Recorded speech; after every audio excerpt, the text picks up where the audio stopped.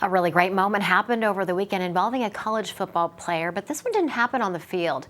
Fox 61's Aisha Bowe tells us about a Central Connecticut State University player who donated his bone marrow, helping to save a little girl's life, and the two met for the very first time.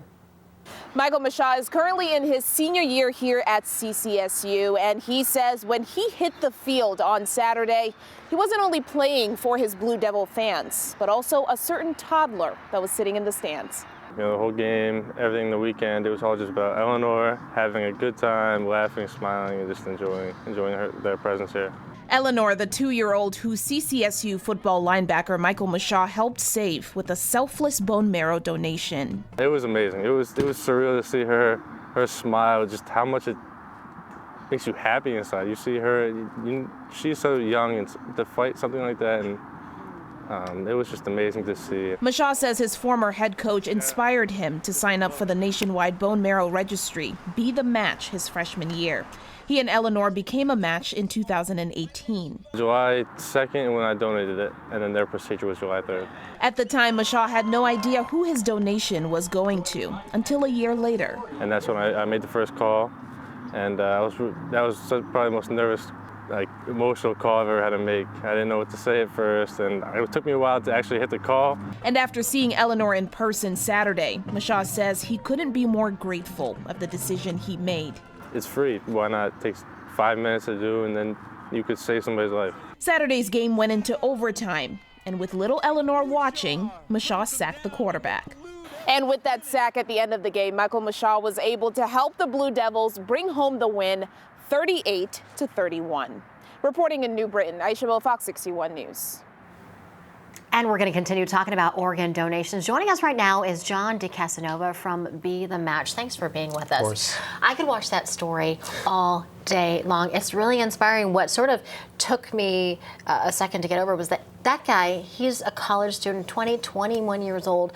Most college students right then, at that point in their lives, they're not thinking about how they can save someone's life, how they can change someone's life. You know him. You know Michael Mashaw, right? Yeah, I've met him a few times. And you sort of walked him through this whole process. Tell me about, what that's like for him and for anybody who wants to find out if they're a match with somebody. Yeah, so we work with a lot of athletic teams. They're great teams to kind of work with. Central Connecticut State University football program is one of them.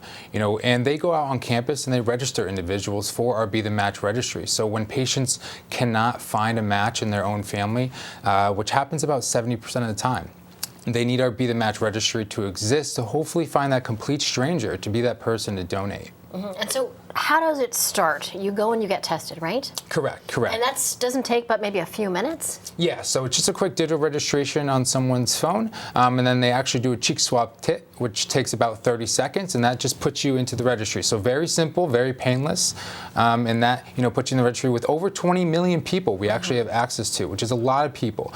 The issue is that it's very difficult to actually match a patient, so we always need more individuals. And how common was this particular transplant?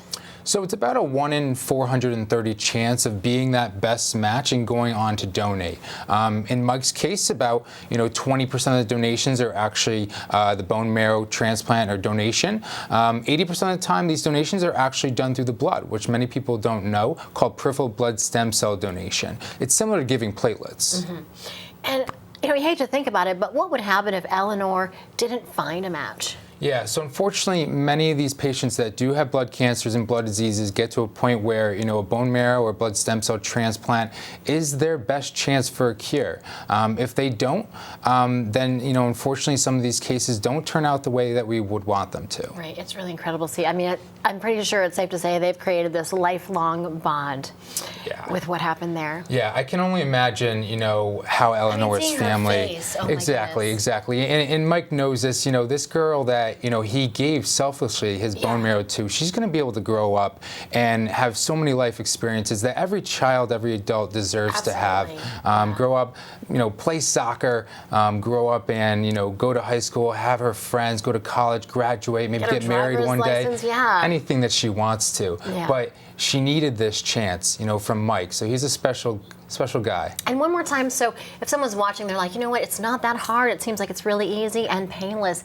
How can I do it? What's the best way that they can get information or just sign up to do it? Yeah, so they can actually do a text to join. So they can text CURECT, CURECT, one word, to 61474. They'll get a link back. They can join the registry. It's very easy. It takes about 5 minutes to do that. We can send you out a cheek swab kit, just 2 swabs for your cheeks. You send that back to us, and that just puts you in the registry with 20 million other individuals, and hopefully get that call one day. It's so easy, and it could save life. John, thanks so much for being with us. Of course, really thank you. appreciate it. It's a really important message to get out there. All right.